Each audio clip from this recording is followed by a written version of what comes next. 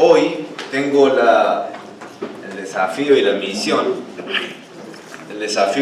de poder compartirle, de poder predicar acerca de dos características negativas, malas, de que vemos ya nos acercamos al final de esta serie, que estamos viendo acerca de los hombres que hacen que los tiempos sean peligrosos, que los hombres que hacen que los tiempos sean salvajes. Y tengo la misión, el objetivo de poder enseñarle que ustedes salgan por esa puerta sabiendo dos términos que a mi modo de ver y entender de la cultura que ustedes ya no lo saben. Una es impetuosos, que tal vez los pueden asimilar con algunas palabras por ímpetu y decir, bueno, esto es lo que significa. Y la otra es infatuados. Entonces, cuando salgan de esa puerta y yo le pregunte qué significa impetuoso, qué significa infatuado, ustedes deben responder. Y si no, yo habré fallado y renuncio como pastor. El punto es eso, que ustedes deben entender eso, y esa es la misión, el objetivo de este domingo, y acerca de lo que Dios ha escrito en su palabra y a unos ejemplos que vemos de personas impetuosas, de personas infatuadas. Antes de comenzar, vamos a leer de vuelta capítulo 3 de 2 Timoteo, y vamos a leerlo hasta el versículo 9. De 2 Timoteo capítulo 3, versículo 1 al 9. Ya poco a poco se lo van memorizando, creo, varias de estas características pecaminosas, moralmente erradas de estos hombres. Considero que así sea. Y si se perdieron alguna, busquen en YouTube la página, ahí están grabadas las prédicas para que puedan escuchar y prestar atención a lo que ya se predicó. Y suscríbanse al canal y pongan like. Versículo 1, voy a leer yo el primero y usted el segundo, y así vamos a leer de manera intercalada. Amén. Voy a comenzar. Dice: también debes saber esto, que en los postreros días vendrán tiempos peligrosos.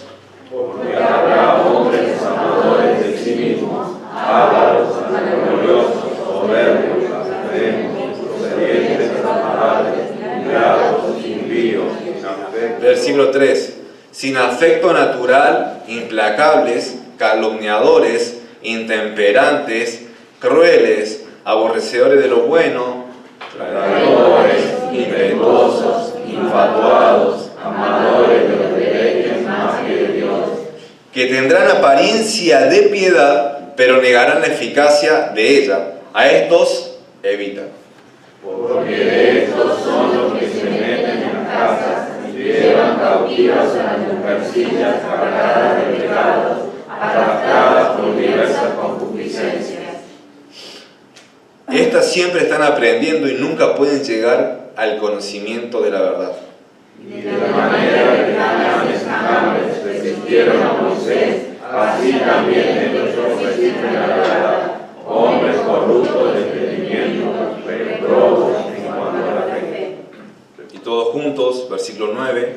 Mas no irán más adelante, porque su insensatez será manifiesta a todos, como también lo fuera de aquellos. Vamos a orar. Padre, gracias por este domingo, gracias, Señor, porque nos permite, por tu misericordia, poder reunirnos aquí. Gracias porque pudimos alabarte a través de las canciones. Te ruego, Señor, para que eso haya sido de corazón sincero, porque Jesús dijo: este pueblo de labios me honra, pero su corazón está lejos de mí. Entonces, Señor, si hay un corazón alejado, si hay un corazón que realmente no está sintiendo estar aquí, simplemente está viniendo de manera forzada o por compromiso, que tú cambies ese corazón que hizo bien en venir, porque es aquí donde va a encontrar la palabra tuya, la revelación y a ti más cerca. Pero, Señor, que cambies ese corazón, ese sentir, ese pensamiento, ese razonamiento, para que pueda realmente alabarte y adorarte en espíritu y en verdad. Te pido, Dios, para que me des claridad al poder transmitir estas dos características y que puedan irse de aquí sabiendo que eso es lo que no tienen que hacer, que no deben actuar de esa manera.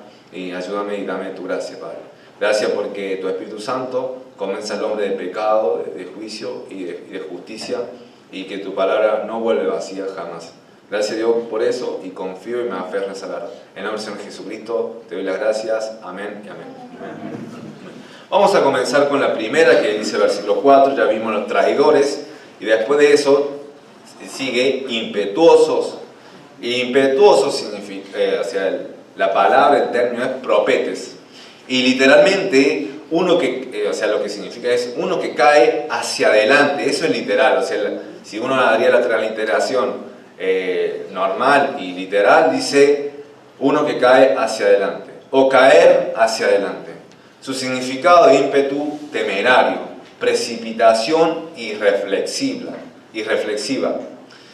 Ímpetu temerario, después lo otro, precipitación irreflexiva. O sea, algo que no está pensando.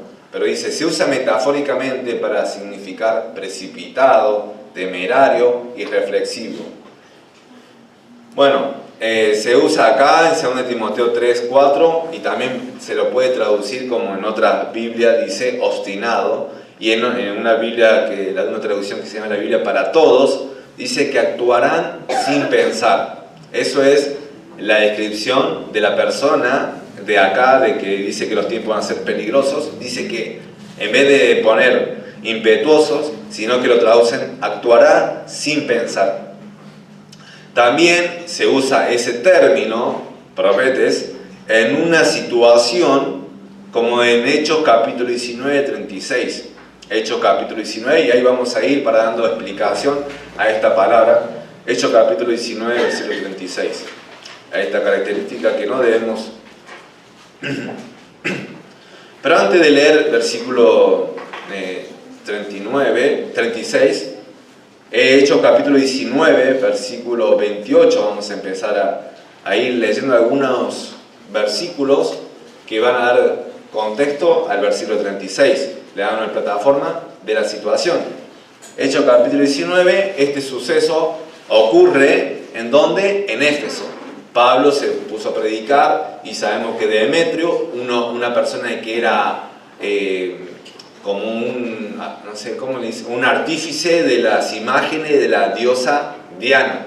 La diosa Diana era alguien que era venerada por toda Asia, y entonces allí Demetrio se le dice, empieza a decir a los demás personas que eran del mismo oficio que se pongan, dice, miren, Pablo estaba persuadiendo a las personas y está haciéndole que ya no compren nuestras imágenes, y en cierta manera su riqueza iba disminuyendo, o sea, su fuente de trabajo iba disminuyendo. Entonces Demetrio se para y empieza a decir todo eso. Y ahora, versículo 28, la reacción de las personas que estaban escuchando allí es la siguiente. Dice versículo 28, cuando oyeron estas cosas, se llenaron de ira y gritaron diciendo, grande es Diana de los Efesios. Y versículo 29, y la ciudad se llenó de confusión, y a una se lanzaron al teatro arrebatando a Gayo y a Aristarco, macedonios compañeros de Pablo, y empezaron a querer hacer ellos su propia asamblea y para poder hacerle daño a Gayo y a Aristarco. Pero ahí se llenó de confusión. En versículo 28, se llenaron de ira y gritaron. O sea, fue esto repentino, fue esto algo inmediato. Ahora, versículo 32, ¿qué es lo que estaba sucediendo allí? Dice, uno pues gritaban una cosa y otros otra, porque la concurrencia estaba, ¿qué cosa? Confusa. Y los más no sabían por qué se habían reunido. Eso me hace acordar a algunos que algunas veces van y hacen, van con la cámara de un canal o periodista y le dice, ¿y usted por qué vino? Y el otro le dice, y no sé, por las viviendas y esto, y usted, y el otro no sabe qué responder.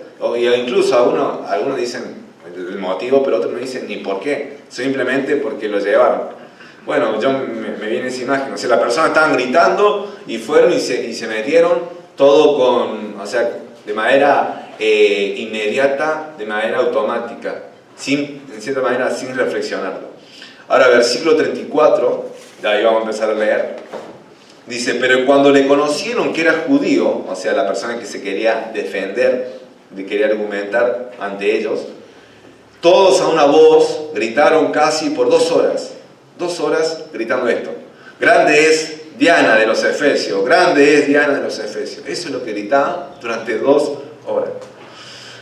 Versículo 35. Entonces el escribano, cuando había apaciguado a la multitud, dijo, varones efesios, ¿y quién es el hombre que no sabe que la ciudad de los Efesios es guardiana del templo de la gran diosa Diana y de la imagen venida de Júpiter?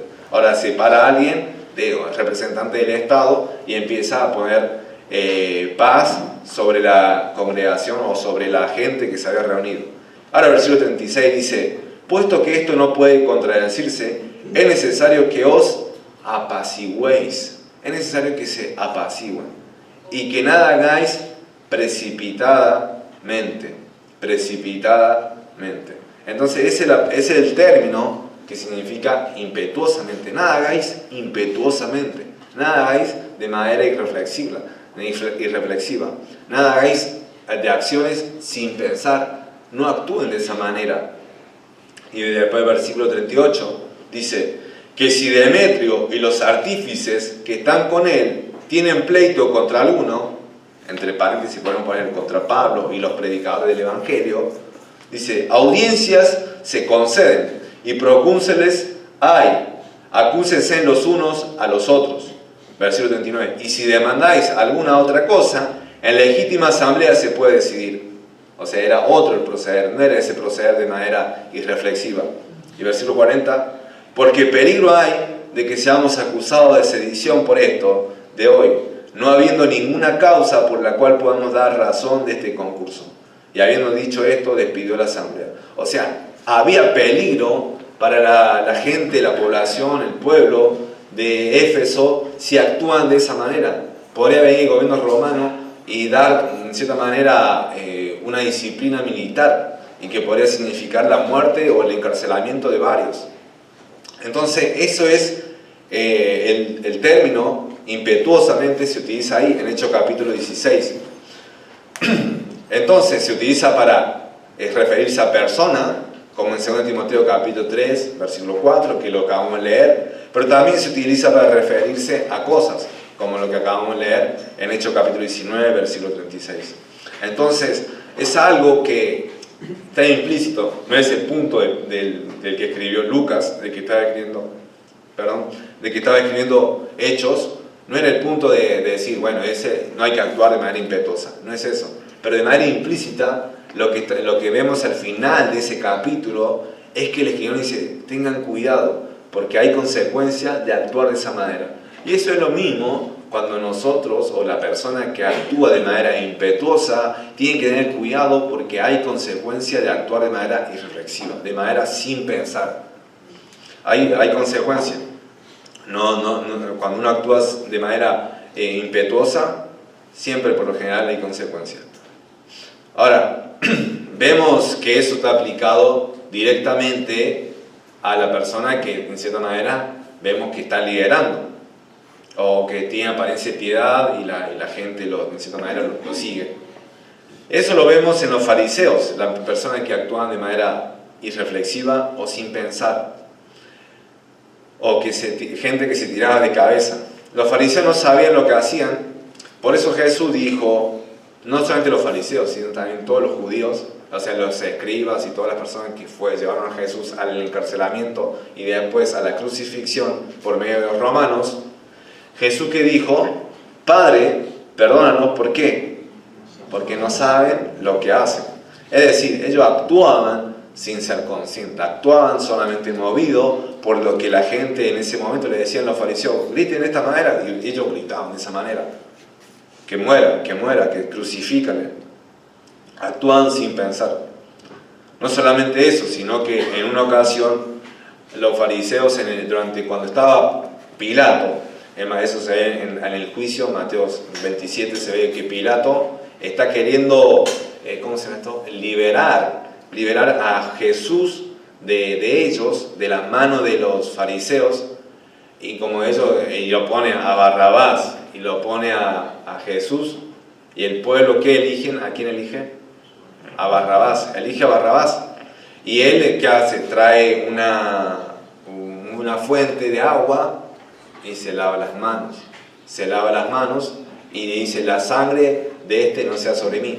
Ellos que dicen que la sangre de él, de Jesús, iba a ser sobre ellos.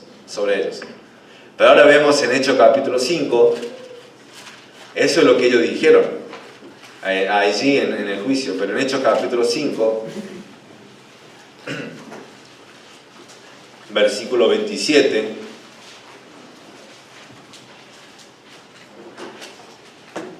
que Juan y Pedro no decían cosas como esta. Dice, juzgad si es justo delante de Dios obedecer a vosotros antes que a Dios, porque no podemos dejar de decir lo que hemos visto y oído. Eso en el capítulo 4. Pero ahora capítulo 5, versículo 27, ellos los pusieron en la cárcel, la azotaron, le intimaron a que no predicasen más, pero ellos seguían predicando, seguían hablando de Jesucristo, no lo iban a frenar, y hasta el día de hoy no pueden frenar el Evangelio, porque el Evangelio es poder de Dios, ¿para qué? Para salvación, y la gente va a seguir predicando, y si no predica vos, otro lo va a hacer por vos. Pero versículo 27, después que un ángel lo saca a Pedro, a Juan, y empiezan a predicar de vuelta en el templo, dice versículo 27, cuando los trajeron, los presentaron en el concilio. Y el sumo sacerdote le preguntó, diciendo, ¿no os mandamos estrictamente que no enseñaseis en ese nombre? Y ahora habéis llenado a Jerusalén de vuestra doctrina. Wow, qué lindo que digan que Córdoba le llenaron del Evangelio, ¿no? Pero dice, y queréis echar sobre nosotros la sangre de ese hombre. Oh, qué contradictorio. Hace unos días, o hace un tiempo, ellos cuando Jesús estaba siendo enjuiciado, decían, nosotros no vamos a hacer cargo de la sangre de él. Vos, Pilato, tranquilo, si vos te lavas la mano está bien, porque Pilato no quería tener nada que ver con ese inocente, porque eso es lo que la mujer de Pilato tenía en sueño, estaba turbada, y él no quería tener nada que ver con eso. Pero los judíos dijeron eso, que si la sangre iba a ser sobre ellos. Pero acá en versículo 28 del capítulo 5 dice, ¿y queréis echar sobre nosotros la sangre de ese hombre? Nuevamente vemos la contradicción. Vemos que ellos actuaban de manera irreflexiva, de manera impetuosa, de manera sin pensar que realmente el que tenían era el Mesías. Y ahora ellos no se quieren hacer cargo de las palabras que ellos hablaron, que ellos mencionaron. Así que vamos a continuar con esto. Y, ¿cómo se puede aplicar a la iglesia? ¿Cómo se puede aplicar a nuestra vida?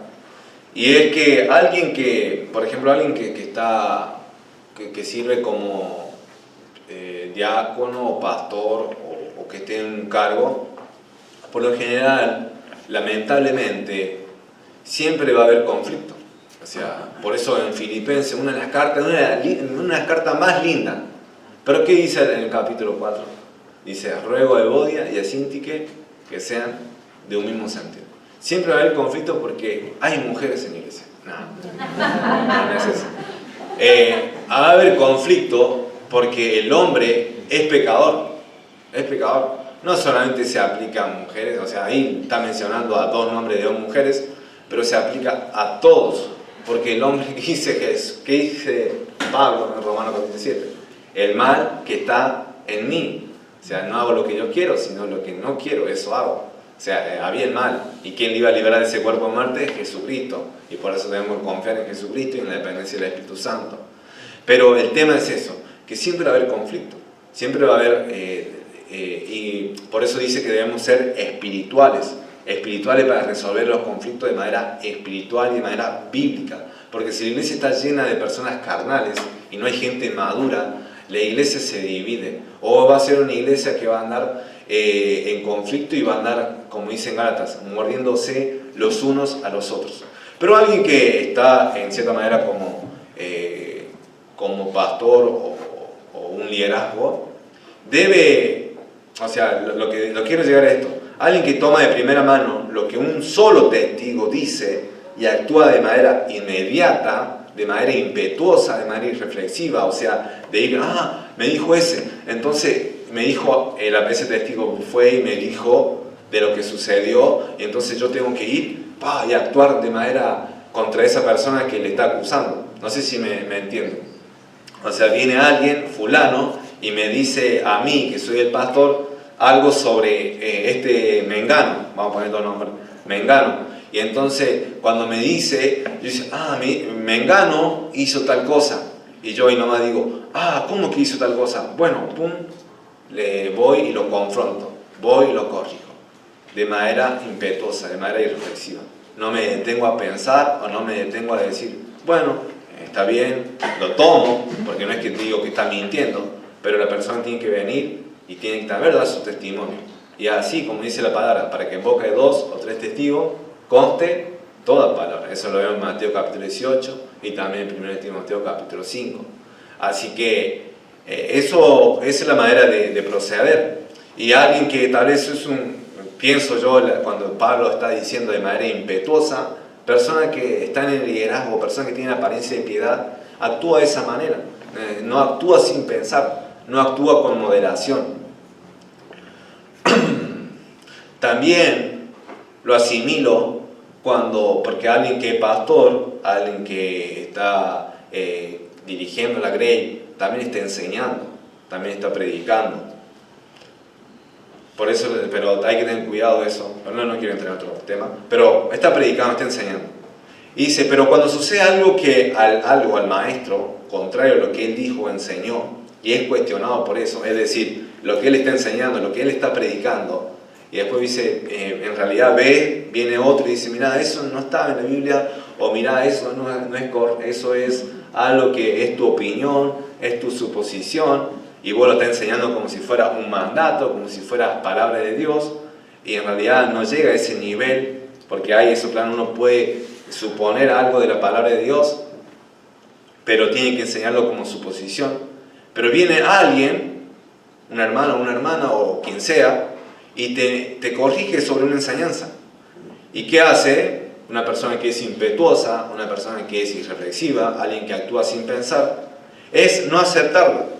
No la acepta no por lo errado de la argumentación, no por lo débil de su argumentación, sino simplemente porque él es el maestro y no puede equivocarse. Todo lo que él enseña es perfecto y no puede equivocarse. Por eso actúa de manera impetuosa, ya que a la primera rechaza rotundamente el cuestionamiento. Y nuevamente,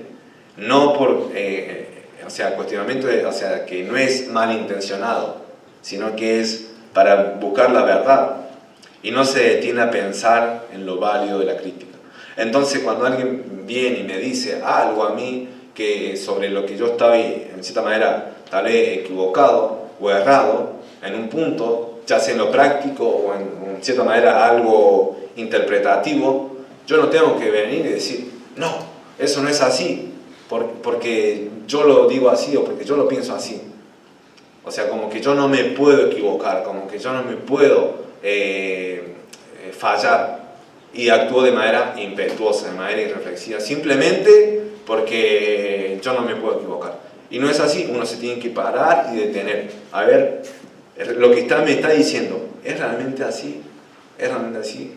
Aunque aún esa es la crítica que uno puede hacer, ya sea...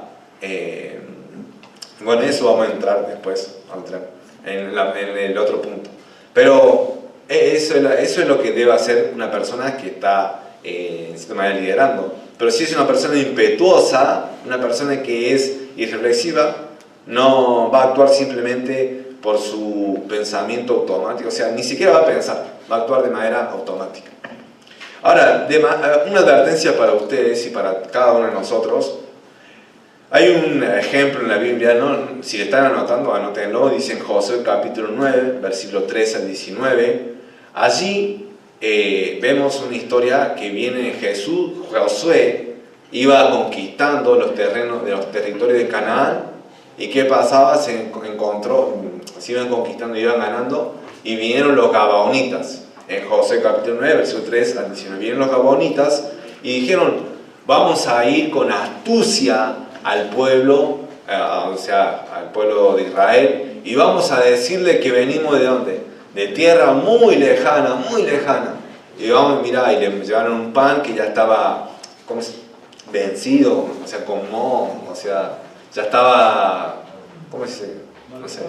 ¿Ah? Mal estado. En mal estado. ¿Y por qué? Porque decían, lo tenemos hace mucho tiempo, salimos con un pan así, bien calentito, rico, pero ahora ya está en mal estado por el tiempo que ha pasado, que hemos caminado largos kilómetros. Miren los calzados, ya están gastados, miren las ropas, están rotas.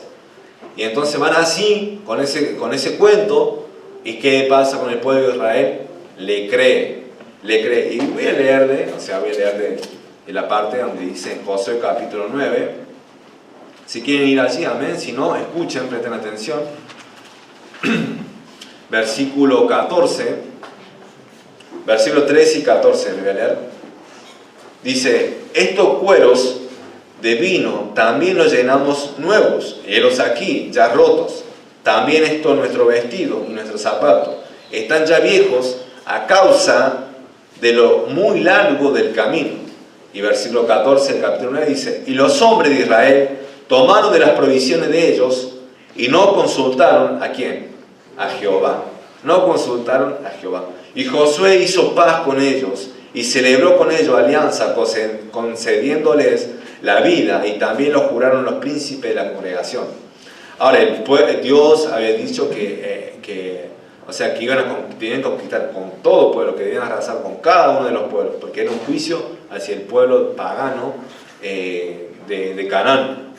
Y ellos hicieron trato con esos que estaban en Canaán, cuando en realidad no deberían hacer trato ni alianza con ninguno de ellos, pero ellos le engañaron. Pero ¿cuál fue el punto? Versículo 14 yo creo que fue lo clave, lo determinante, que ellos no consultaron ¿a quién? A Jehová, sino que lo hicieron de manera rápida, de manera impetuosa, de manera sin pensar, de manera sin poner en peso las cosas, en cierta manera, las cosas espirituales, sino simplemente se dejaron llevar por la situación, por lo del momento. Ahora, ¿cómo es la forma en que vos actúas? ¿Cómo es en la forma en que vos te moves? ¿Cómo es la forma en que es tu andar? Vos andás de manera impetuosa, de manera sin pensar. Te dicen, vamos a tal lugar, vamos, haz esto y lo haces. ¿Cómo es tu manera de proceder? Y más cuando algo es, ayer lo veíamos, cuando algo es dudoso moralmente o cuando algo es pecaminoso. Tenés que aún más pensar y reflexionar qué es lo que Dios quiere, qué es lo que Dios quiere para tu vida, y no simplemente te ofrecen algo, bueno, lo tomo porque en apariencia parece bueno. No, sino que hay que detener y pensar, consultar a Jehová, porque después ese pueblo, los príncipes, ya no podían, o sea, se dieron cuenta, pero ya no podían volver el tiempo atrás. ¿Qué habían dado? Su palabra. Habían entrado en un pacto, habían hecho un pacto con ellos, una alianza con un pueblo pagano que estaba prohibido, que no debían hacerlo con los pueblos de Canaán. Así que, ¿cómo es tu manera de actuar? Te quedas atrapado con tu palabra porque tu manera de actuar y proceder es impetuosa. Espero que no sea así. Ahora, no solamente, ya dije la palabra impetuosa, que significa alguien que es precipitado, que es irreflexivo, que alguien que es temerario, alguien que no piensa en su accionar. Ahora vamos a ver lo que significa infatuado. No es, o sea, si impetuoso no es algo común, infatuado lo es, no lo es aún más. O sea, ¿qué significa? Significa esto, envanecer. Y literalmente es envolver de humo, es inflar con arrogancia. Eso es lo que está queriendo decir. Envolver de humo está diciendo inflar con arrogancia.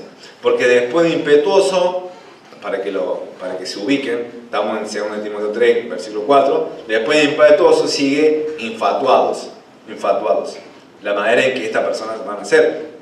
Dice envolver de humo inflar con arrogancia.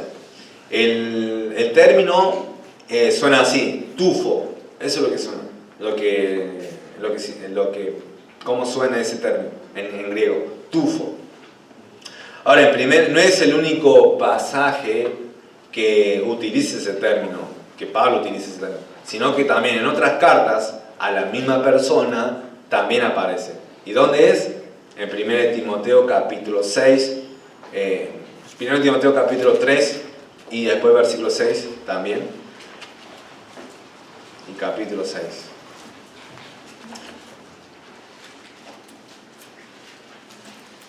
Así que en 1 Timoteo capítulo 3 y después capítulo 6 aparece ese término. 1 Timoteo 3 habla acerca de las descripciones, acerca de las cualidades, acerca de los requisitos que tiene que tener ¿quién?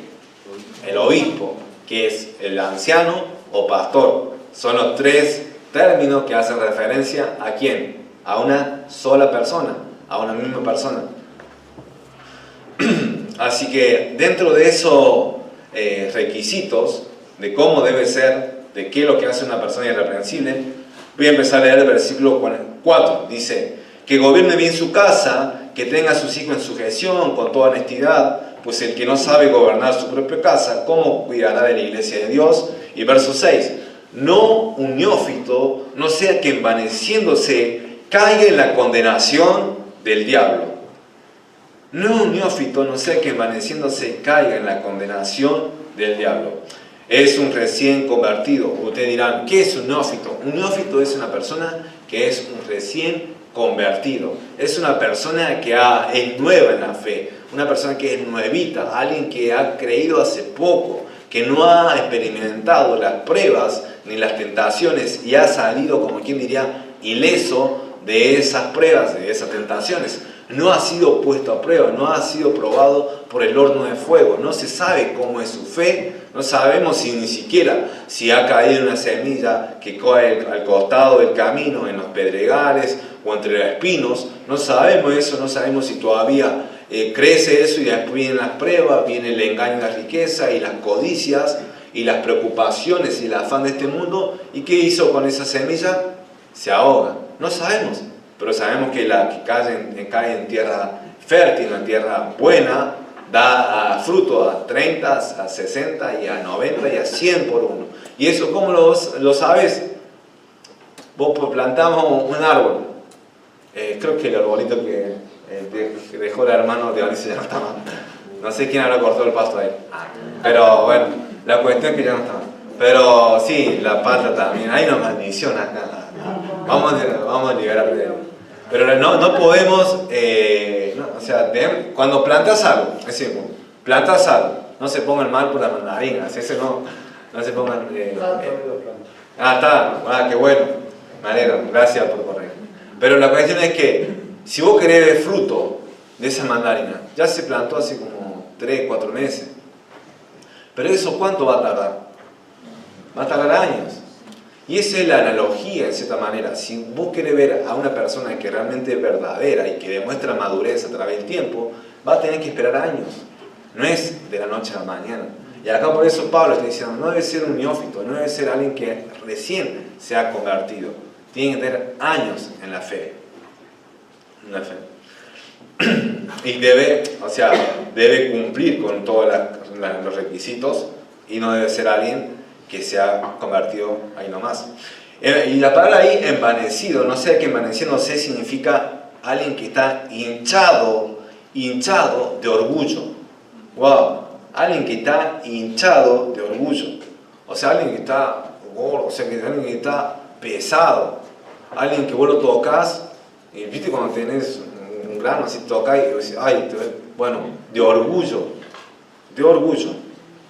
Está inflado con arrogancia. El punto es que encaja de manera directa con estas personas. Y lo que puede pasar, por ejemplo, es el siguiente, que si un hermano pasa a ser el pastor de una congregación, o sea, un hermano pasa a ser de hermano al pastor de una congregación, eso implica que va a ser, de cierta manera, líder de la iglesia. No lo dice que es líder, pero empieza a gobernar. Dice que ¿Cómo cuidará de la iglesia de Dios? Y hace una comparación de un padre que está liderando su hogar y después alguien que está liderando la iglesia, administrar, gobernar.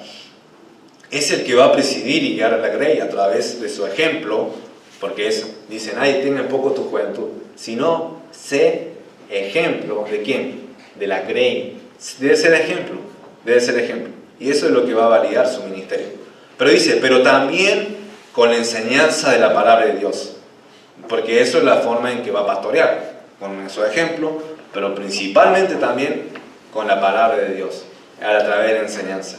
Y lo que puede pasar es el siguiente, que si es nuevo en la fe, un recién convertido al cristianismo, lo que pasa es que los humos, lo que dice Pablo, le van a envolver y caerá en la condenación del diablo.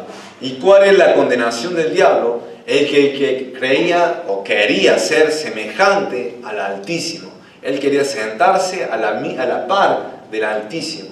Y van con esa misma tentación ¿a quién? A Eva. Porque dice, conocerás el bien y el mal y serás como ¿quién? Como Dios. Le fue con esa misma tentación a Eva. Y así va con la misma tentación a cada uno de nosotros. Y nosotros por nuestro orgullo caemos. Pero eso es lo que puede pasar. Caerá en la condenación del diablo. Y eso puede pasar o puede ser por los cumplidos, por los aplausos, por la atención que le dan, por la admiración que le dan. Porque ahora fíjense en todo y espero creer que todos están atendiendo acá a la prédica.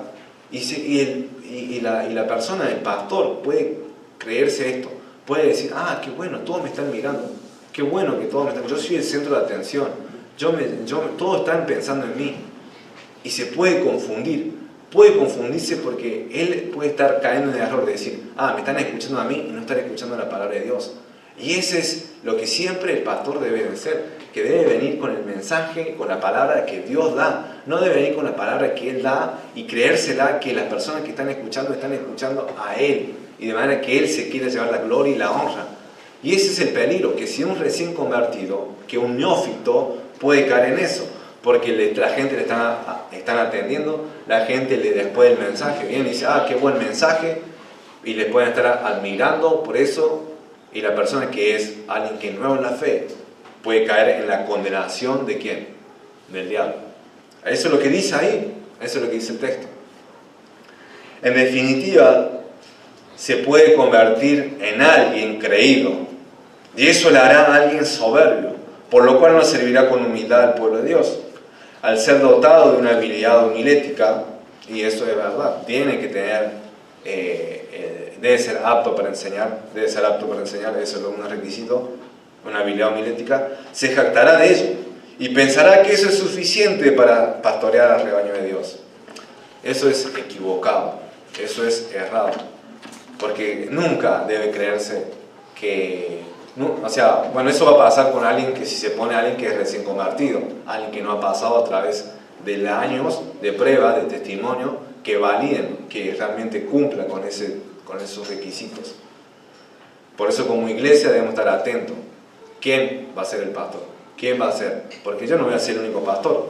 Quiero creer que van a haber más pastores, más misioneros, más diáconos, pero todo es lo mismo. Por ejemplo, dice en versículo 10 del mismo capítulo, si está en el mismo capítulo me van a seguir, dice en versículo 10 acerca de los diáconos, no de los pastores, dice, y estos también sean sometidos a prueba primero, y entonces ejercen el diaconado si son, ¿qué cosa? Irreprensibles. ¡Wow! Diácono, ¿qué significa diácono? Servidor, significa alguien que es servidor, eso es lo que significa. Pero deben ser sometidos a prueba primero si quieren ejercer el diaconado, si son irreprensibles. Entonces eso no es un mensaje solamente para la persona que es pastor o diácono, sino también es un mensaje para ustedes, hermanos, para que nunca se la crean. Y bueno, eso vamos a ir, no quiero saltarme. Pero en otro término, el otro término que se utiliza en otro lugar de la Biblia, es el mismo término por decir, y se utiliza en otro pasaje, en 1 Timoteo 6, versículo 4. ¿De qué estamos hablando? De la persona que es infatuada, que significa envanecido, que significa hinchado de orgullo, alguien que está inflado de arrogancia. 1 Timoteo capítulo 6, versículos 3 y 4. Dice, si alguno enseña otra cosa y no se conforma a las sanas palabras de nuestro Señor Jesucristo y a la doctrina que es conforme a la piedad, versículo 4, está envanecido, nada sabe y delira acerca de cuestiones y contiendas, de palabras de las cuales nacen envidias, pleitos, blasfemias, malas sospechas. Versículo 4 dice, está envanecido. Es el mismo término, que es tufo, o sea, es lo que significa. Así los falsos maestros están cargados de orgullos. No aceptan su error doctrinal y deliran acerca de significados de palabras. Se creen de un razonamiento superior al resto. Y porque al descubrir la verdad o descubrió la verdad, oculta de un pasaje. Y eso lo hace estar por encima del resto. Sin embargo, ¿qué es lo que dice Pablo? Está envanecido, nada sabe y nada entiende. Delira acerca de cuestiones, de las palabras. Ahora, ¿qué es lo que dice un expositor muy conocido? John MacArthur, dice, como los falsos maestros son orgullosos y no entienden la verdad divina, se obsesionan con terminologías y atacan la confiabilidad y autoridad de la Escritura.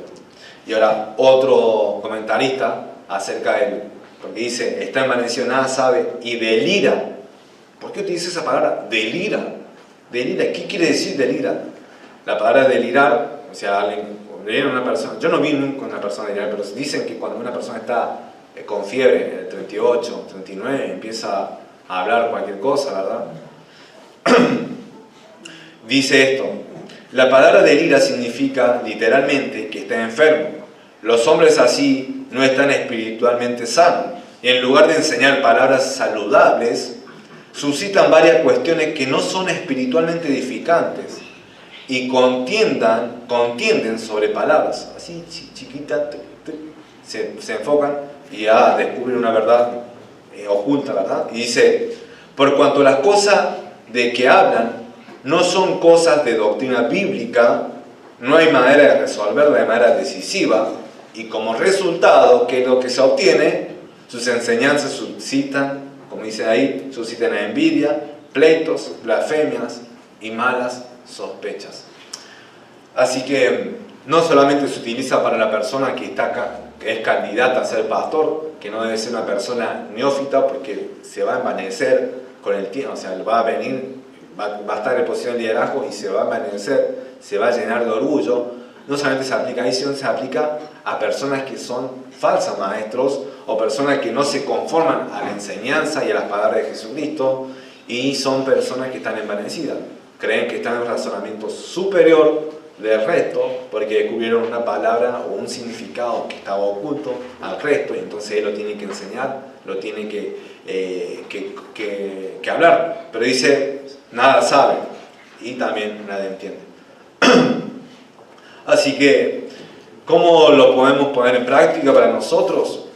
Es que nosotros debemos entender y comprender que sí, es verdad que ser infatuado, o sea, ser llenado de orgullo, está mal, eso sí, pero ya sabemos que esto está hablando, por ejemplo, en 1 Timoteo capítulo 3, está hablando explícitamente un pastor. Y ahora, ustedes dirán, bueno, entonces como no queremos que el pastor se envanezca, no queremos que el pastor corre ese peligro, entonces lo vamos a tratar de manera desdeñada, para enseñarle qué cosa, humildad. O sea, lo vamos a tratar de manera baja. ¿Para qué? Para que aprenda a ser humilde. Para que aprenda a ser humilde. Y nunca se le suban los humos. Ese razonamiento que ustedes pueden tener, eso está mal, está equivocado. Porque es lo que dice en Tesalonicenses, 1 Tesalonicenses capítulo 5, es uno de entre varios, el otro ya siempre lo leo, o siempre lo estoy citando, 1 Timoteo capítulo 5, que dice que el obrero, el que trabaja, debe ser, lo voy a citar bien, dice, mayormente los que trabajan, dice, los ancianos que gobiernan bien sean tenidos por dignos de doble honor. O sea, manera de honor, debe ser alguien honorable. Versículo 12 y 13, dice en 1 Tesalonicenses capítulo 5, versículos 12 y 13. Esto lo escribe Pablo y esto lo escribió él. No lo escribo yo, ni Pastor Mason, ni ningún pastor. No estoy haciendo una apología de eso, sino simplemente estoy diciendo lo que dice la palabra de Dios y cómo ustedes deben actuar y primero razonar para luego actuar. ¿Qué es lo que dice el versículo 12 y versículo 13? Dice lo siguiente: os rogamos, hermanos, que reconozcáis a los que trabajan entre vosotros y ¿qué cosa? Os presiden, o sea, los que están delante. Os presiden el Señor y os amonestan. Y que lo tengáis en mucha, ¿qué cosa? En mucha estima y amor por causa de su obra. Tened paz entre vosotros. Entonces, la manera, si ustedes dicen, sí, hay que tratarlo de manera desdeñada al pastor o menospreciar en cierta manera, si ustedes piensan así porque de esa manera ustedes le van a enseñar humildad al pastor, están equivocados. Están equivocados porque van a ir en contra de lo que Dios dice. Dice que hay que reconocer a los que trabajan entre ustedes, en medio de ustedes, a los que le amonestan, a los que le están predicando, a los que te le están enseñando. Esa no es la forma en que uno debe proceder, porque irían contra eso. Pero sí, o sin embargo, o no obstante, sí deben corregir, sí deben animar. Siempre debe ser todo con humildad, siempre debe ser humildad. Y sabiendo que en esencia somos todos iguales. En esencia, dice que no hay judío, no hay griego, no hay varón, no hay mujer. ¿Qué está diciendo eso? Está diciendo que no hay distinción de género, no hay distinción de nacionalidad. No está diciendo eso, sino que no hay distinción en esencia, que ya no son superiores, sino que en Cristo son todos uno, son iguales. Eso sabemos eso. Pero sí sabes que hay una distinción en función. Y en base a eso, con humildad vas y le corregís, le animás, venís, me criticás, ¿sí? Pero siempre esa crítica debe ser, ¿qué cosa? Constructiva. No debe ser destructiva. No debe ser para acabar con el ministerio de alguien. Debe ser constructiva. Debe ser de manera que edifique, no que no edifique. No debe ser de esa. Pero siempre...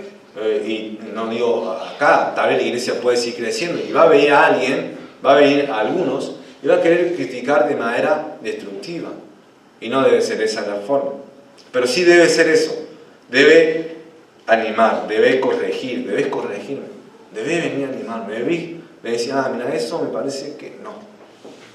¿Y qué? Y después, bueno, se habla en base a la Escritura.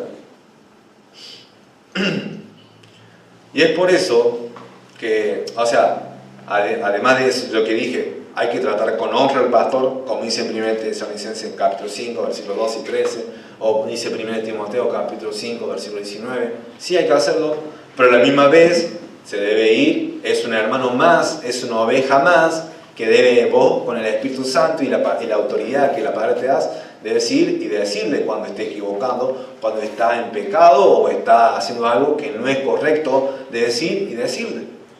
Eso es verdad.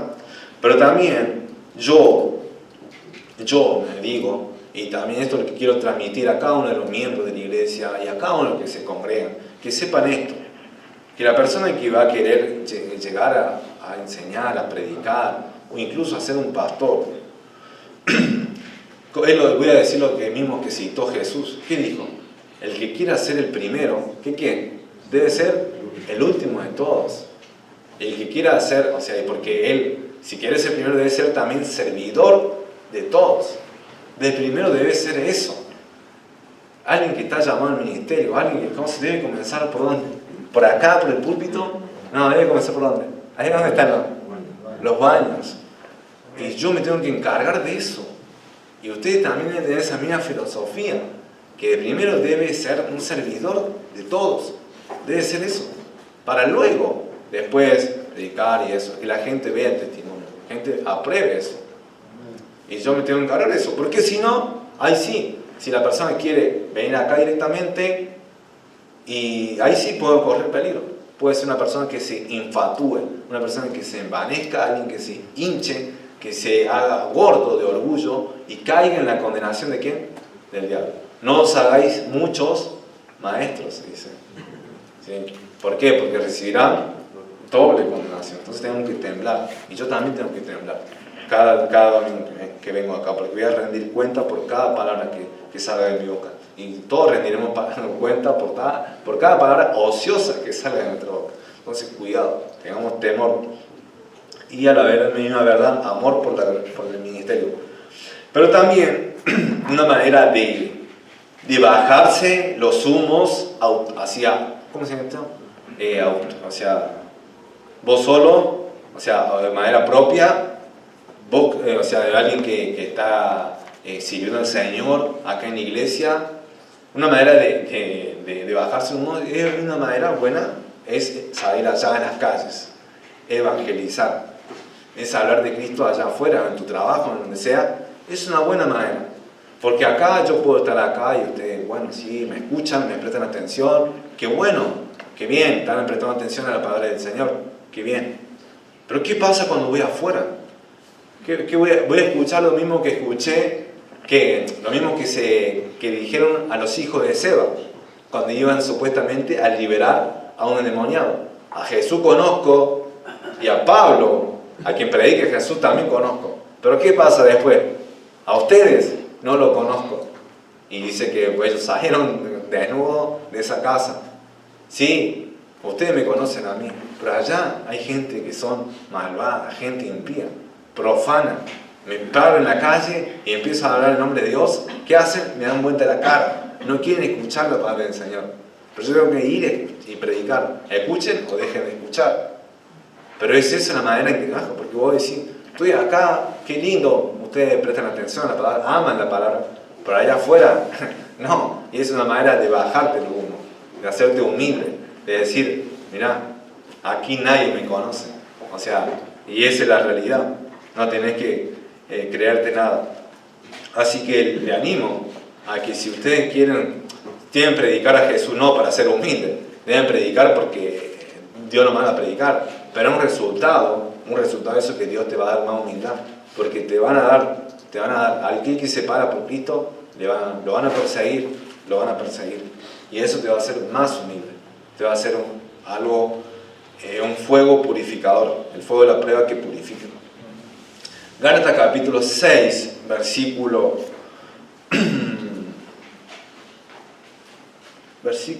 1 al 3. Dice lo siguiente, ya vamos finalizando.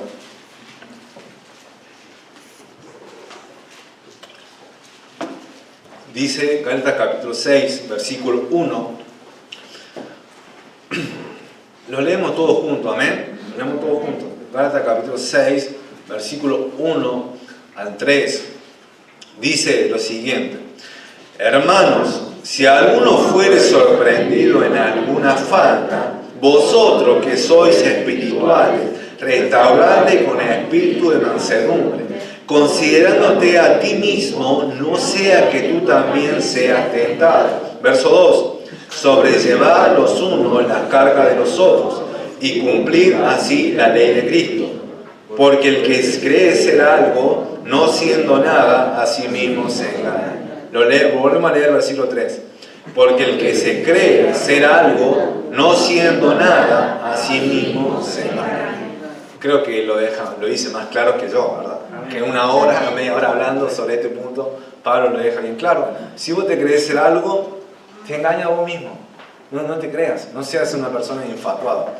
Pero lamentablemente, la persona que aparenta piedad es así. Es una persona que está infatuada.